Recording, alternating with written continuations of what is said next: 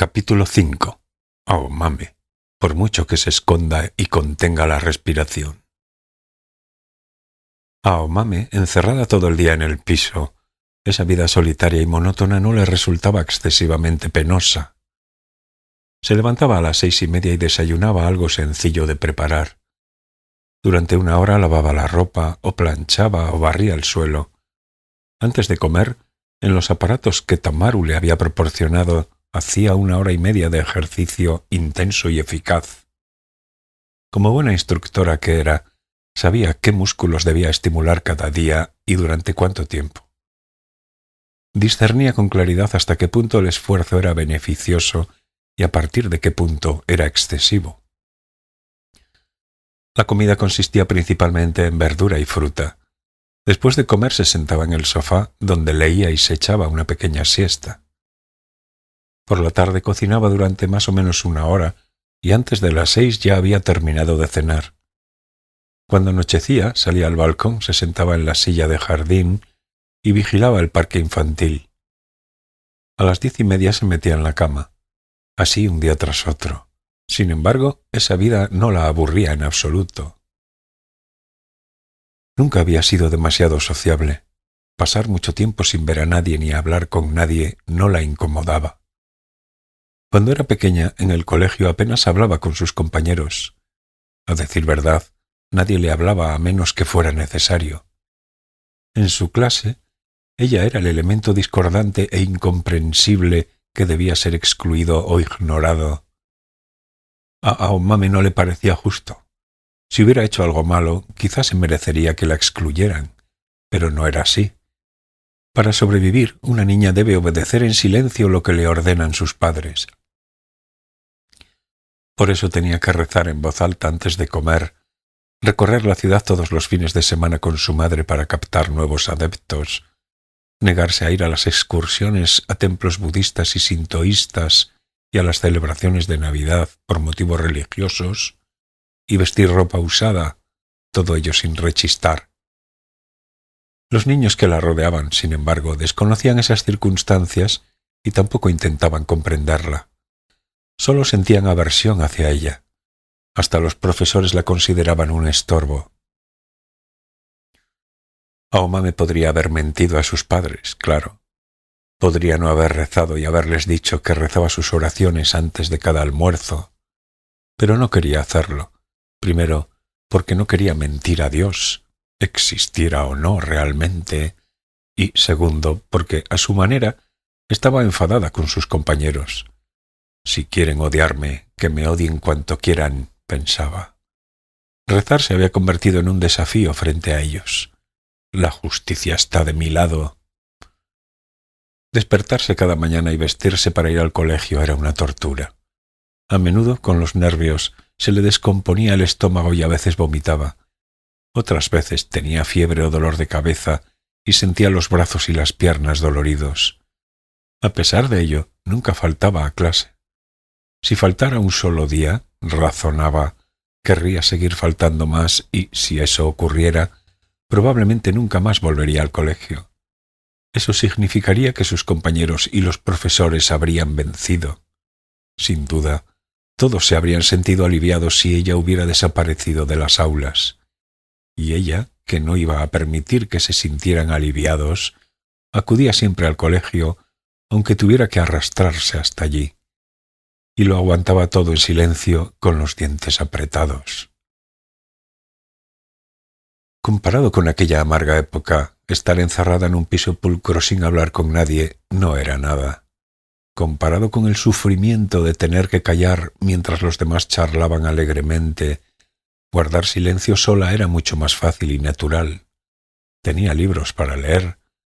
Empezó la novela de Proust que Tamaru le había recomendado, pero se dio cuenta de que en un día no podía leer más de 20 páginas. Leía las 20 páginas poniendo toda su atención, deteniéndose con calma en cada palabra. Al terminar, cogía otro libro. Antes de dormirse, siempre leía algunas páginas de La crisálida de aire. Tengo había colaborado en esa novela y además, en cierto sentido, era su manual para sobrevivir en 1984. También escuchaba música. La anciana le había hecho llegar una caja de cartón llena de casetes de música clásica.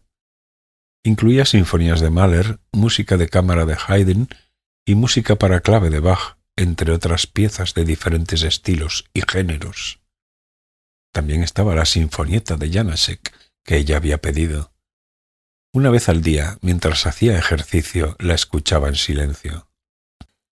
El otoño se fue instalando calladamente. Con el paso de los días tenía la sensación de que, poco a poco, su cuerpo se iba volviendo transparente. Se esforzó en pensar lo mínimo, pero no pensar en nada era imposible.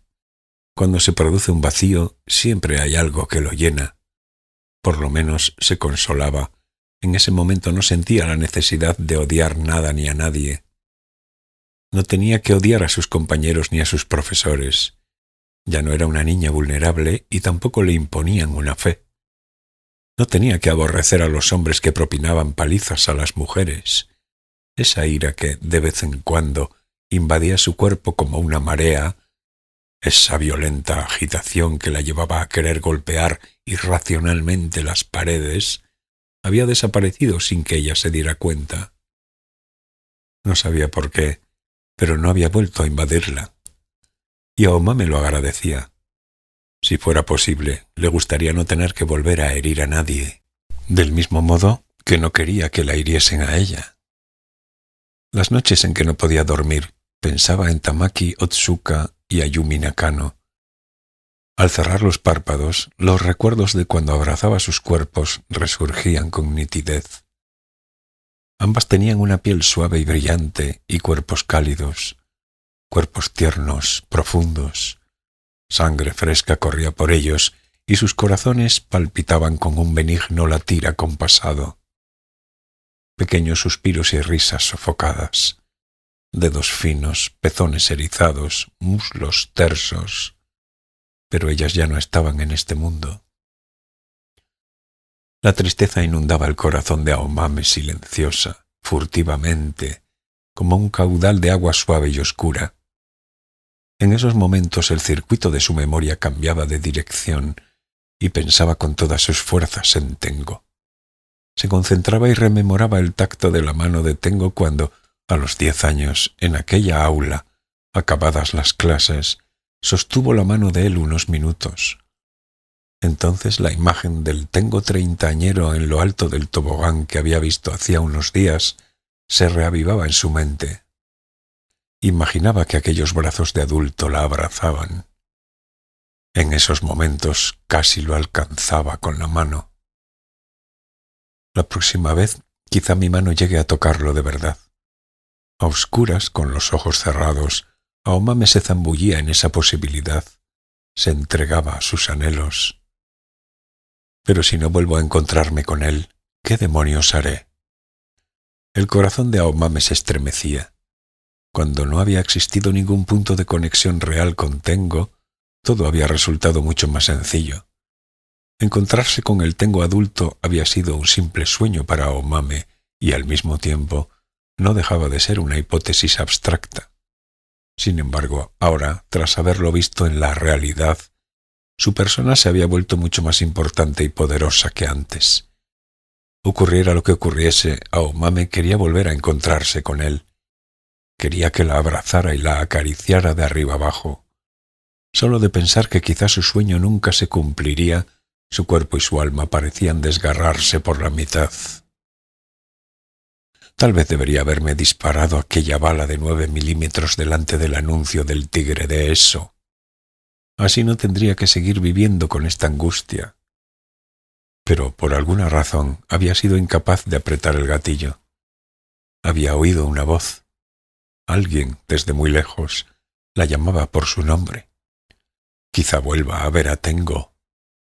Cuando ese pensamiento cruzó por su mente, dejó de tener motivos para quitarse la vida. Aunque, como le había dicho el líder, con ello pudiera perjudicar a Tengo, ya no podía elegir otro camino. Había sentido un impulso vital que superaba cualquier lógica. Como resultado, en su interior ardía un intenso deseo hacia Tengo, una sed que nunca se saciaría y el presentimiento de una desesperación. Aomame, de pronto, una tarde, cayó en la cuenta de por qué tenía sentido seguir viviendo. Uno vive con los ojos puestos en las esperanzas que se le dan, en las esperanzas que uno alberga. Las esperanzas son como un combustible. No se puede vivir sin ellas. Pero eso era como lanzar una moneda al aire. Hasta que la moneda cae, no se sabe si saldrá cara o cruz. Al pensar en ello, se le encogió el corazón, con tal fuerza que tuvo la impresión de que todos los huesos del cuerpo le crujían, y lanzó un alarido. Se sentó a la mesa y cogió la pistola, tiró de la corredera, envió una bala a la recámara, levantó el percutor con el pulgar y se metió el cañón en la boca. Presionando un poco con el índice derecho, acabaría al instante con toda esa angustia. Presionando solo un poco. Con mover el dedo apenas 1 centímetro, no, solo medio centímetro, me sumergiría en un mundo silencioso, sin sufrir. El dolor no duraría más que un instante.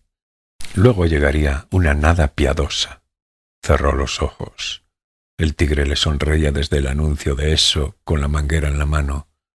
Ponga un tigre en su automóvil.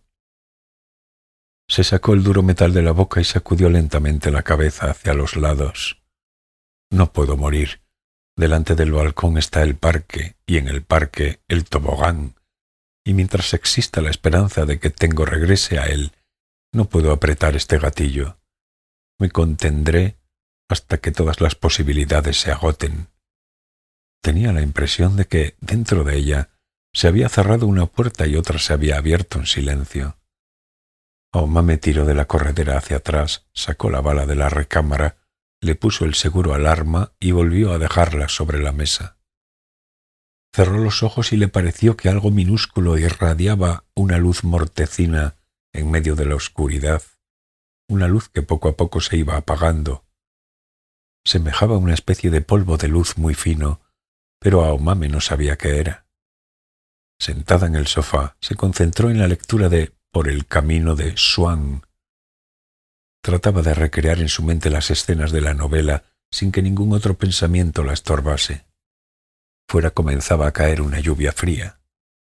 En el parte meteorológico de la radio anunciaban que la lluvia se prolongaría hasta la mañana del día siguiente. El frente de lluvia otoñal se había asentado en la costa del Océano Pacífico. Como quien, sumido en sus pensamientos, se olvida del paso del tiempo. Se dijo que Tengo no acudiría esa noche. El cielo estaba encapotado y gruesas nubes ocultaban la luna. Aun así, saldría al balcón y vigilaría el parque con una taza de chocolate caliente en la mano. Dejaría los prismáticos y la pistola a un lado y, vestida para poder salir corriendo en cualquier momento, observaría el tobogán azotado por la lluvia, porque eso era lo único que tenía sentido para ella. A las 3 de la tarde sonó el interfono que había a la entrada del edificio. Aomame lo ignoró, no esperaba ninguna visita. Había puesto agua a hervir para preparar té, pero, por si acaso, apagó el gas y permaneció a la espera.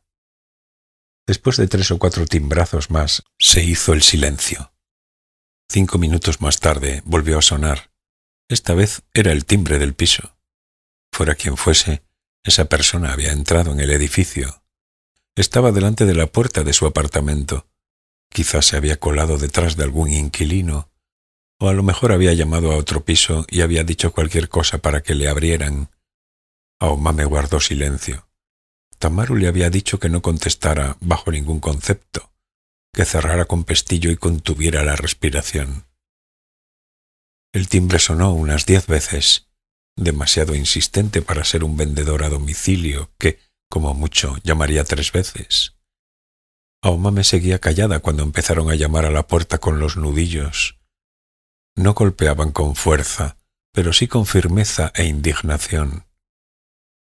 «Señora Takai», dijo entonces la voz grave, un poco ronca, de un hombre de mediana edad. «Señora Takai, buenas tardes. ¿No podría salir un momento?» Takai era el apellido falso que habían puesto en su buzón. «Señora Takai, siento molestarla, pero ¿no podría abrir? Por favor, serán solo unos segundos». El hombre hizo una breve pausa.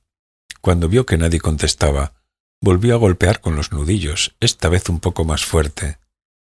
«Señora Takai, sé que está usted en casa, así que no se haga la sorda y abra la puerta de una vez. Usted está ahí y me está escuchando». Aomame cogió la semiautomática de encima de la mesa y le quitó el seguro. La envolvió en una toalla de manos y la empuñó.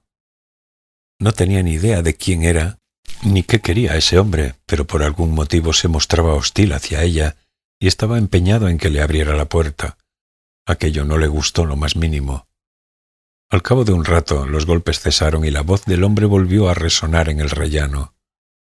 «Señora Takai, he venido a cobrar la cuota de recepción de la NHK. Sí, la NHK que nos pertenece a todos. Sé que está usted ahí.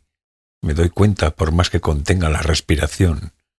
Llevo muchos años en este negocio y sé cuándo no hay nadie en un piso y cuándo la gente finge que no está en casa. Por más que intente no hacer ruido, noto su presencia. La gente respira, los corazones laten y los estómagos hacen la digestión. Señora Takai, ahora mismo está usted en el piso esperando a que me dé por vencido y me vaya. No tiene intención de abrirme la puerta o de contestarme, porque no quiere pagar la cuota». El hombre hablaba más alto de lo necesario. Su voz resonaba en el rellano del edificio. Lo hacía adrede. Llamaba al inquilino en voz alta por su nombre, se burlaba de él y lo ridiculizaba para que sirviera de ejemplo al resto de los vecinos. Aomame guardó silencio, lo ignoró. Luego devolvió el arma a la mesa, pero sin poner el seguro. Tal vez el hombre se hacía pasar por un cobrador de la NHK. Se quedó sentada en la silla del comedor mirando fijamente hacia la puerta. Tenía ganas de acercarse a la puerta con mucho sigilo y espiar por la mirilla. Quería ver cómo era aquel hombre, pero no se movió. Era mejor no arriesgarse. Seguro que al cabo de un rato se resignaría y se marcharía. No obstante, el hombre parecía dispuesto a echar una perorata delante del piso de Aomame. «Señora Takai, deje de jugar al escondite. No hago esto porque me guste, ¿sabe? También yo tengo otras cosas que hacer. Pero, ¿acaso no ve usted la televisión, señora Takai? Pues la gente que ve la televisión tiene que abonar la cuota de la NHK sin excepciones. Quizás a usted no le haga gracia, pero así lo dicta la ley. No pagar equivale a cometer un hurto. Señora Takai, supongo que no querrá que la traten como a una ladrona por una tontería así, ¿verdad? Vive usted en un edificio estupendo recién construido, así que supongo que podrá permitirse pagar la cuota. ¿Me equivoco? Imagino que no le hará ninguna gracia que le hable de estas cosas en voz alta y que se entere todo el mundo, ¿no? En otras circunstancias, a Aomame le habría importado muy poco que un cobrador de la NHK le reprochara cualquier cosa a voz en grito. Pero ahora se escondía y debía pasar inadvertida. No le interesaba llamar la atención. Y sin embargo, nada podía hacer, salvo contener el aliento y esperar a que el hombre se largara. «Señora Takai, se lo repito, sé que está ahí y que me está escuchando atentamente. Estará preguntándose por qué monto este jaleo justamente delante de su piso. ¿Por qué será, señora Takai? Quizá porque no me gusta que la gente finja no estar en casa. ¿No le parece de cobardes? ¿Por qué no abre la puerta y me dice a la cara que no quiere pagar la cuota de la NHK? Se quedaría a gusto. Y yo también me sentiría más a gusto, porque al menos podría hablar con usted. Pero eso de fingir no está bien. Se esconde en la oscuridad como una rata y sale a hurtadillas cuando no hay nadie. ¡Qué vida más patética! Ese hombre miente, pensó Aomame. Lo de que nota mi presencia es mentira. No hago ningún ruido, ni siquiera al respirar. En realidad arma jaleo delante de cualquier piso para intimidar a los demás inquilinos. Quiere hacerles creer que les conviene pagar la cuota para evitar que un día aparezca delante de sus puertas y haga lo mismo. Supongo que actúa siempre así y que le da resultado. Señora Takai, me imagino que no le caigo simpático. Veo con claridad lo que piensa. Sí, no hay duda de que no soy una persona simpática. No crea que no lo sé. Pero es que, señora Takai, Las personas simpáticas no valen para trabajar de cobradores, porque hay mucha gente que no está dispuesta a pagar la cuota de la NHK. Así pues, cuando uno va a reclamar dinero no siempre puede ser agradable. Si por mí fuera, le diría: «Ah, ¿que no quiere pagar la cuota de la NHK? Pues muy bien, no se preocupe, no la molesto más». Y me iría tan tranquilo. Pero no puede ser. Mi trabajo consiste en cobrar esa cuota y, personalmente, no me gusta nada la gente que me engaña y hace ver que no está. En ese instante el hombre calló e hizo una pausa. Después el ruido de sus nudillos al golpear la puerta resonó 10 veces. «Señora Takai, seguro que ya se siente muy incómoda. ¿No empieza a sentirse como una ladrona de verdad? Piénselo bien, no estamos hablando de un dineral. Es lo que pagaría usted en un restaurante familiar barato por una cena sencilla. Con que abone usted esa cantidad, ya no volverán a tratarla de ladrona. No volveremos a montar escándalos delante de su piso, ni a llamar a su puerta insistentemente. Señora Takai, sé que se esconde detrás de esa puerta. ¿Usted cree que siempre va a poder esconderse y librarse de pagar? Está bien, escóndase. Pero por mucho que se esconda y contenga la respiración, un día de estos otro la encontrará. No se va a ir usted de rositas. Recapacite. Gente de todo Japón, que lleva una vida mucho más modesta que la suya, paga religiosamente cada mes. No es justo». Golpeó la puerta 15 veces. Aomá me las contó una por una. «Entendido, señora Takai. Ya veo que es usted bastante terca. Perfecto. Basta por hoy. Ya me marcho. No pienso perder más tiempo con usted. Pero volveré, señora Takai. Cuando me propongo algo no me rindo así como así. No me gusta la gente que finge no estar en casa. Volveré y llamaré otra vez a su puerta. Seguiré llamando hasta que se entere todo el mundo. Se lo juro.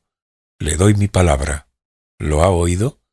Entonces, hasta la próxima». No se oyeron pasos. Quizá llevaba zapatos con suela de goma. Aomá me esperó 5 minutos. Conteniendo la respiración, miraba hacia la puerta. Fuera reinaba un silencio sepulcral. Luego se acercó a la puerta amortiguando el ruido de sus pasos y se decidió a echar un vistazo por la mirilla. No había nadie. Le puso el seguro a la pistola. Respiró hondo varias veces y esperó a que se calmaran sus latidos.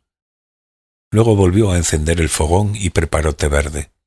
«Solo es un cobrador de la NHK», se dijo. Sin embargo, en la voz de aquel hombre había percibido algo malvado, incluso enfermizo.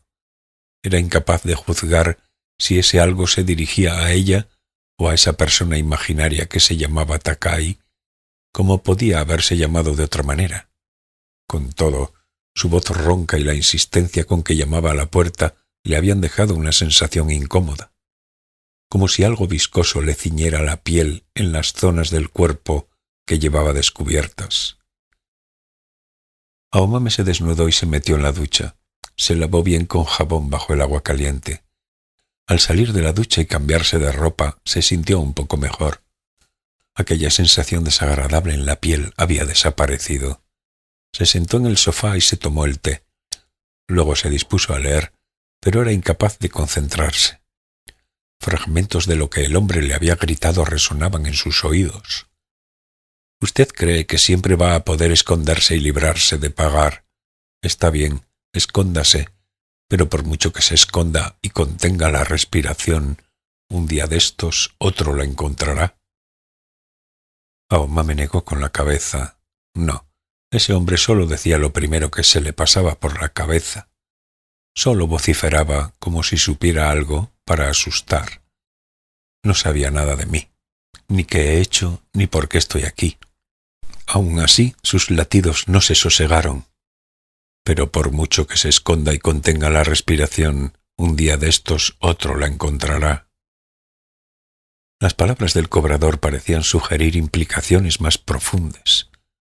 Quizás solo sea una coincidencia, pero daba la impresión de que el cobrador sabía perfectamente lo que debía decir para inquietarme. Sentada en el sofá, Aomá me dejó el libro a un lado y cerró los ojos. «¿Dónde estás, Tengo?», dijo para sus adentros. Probó a decirlo de viva voz. ¿Dónde estás, Tengo? Encuéntrame enseguida, antes de que otro me encuentre.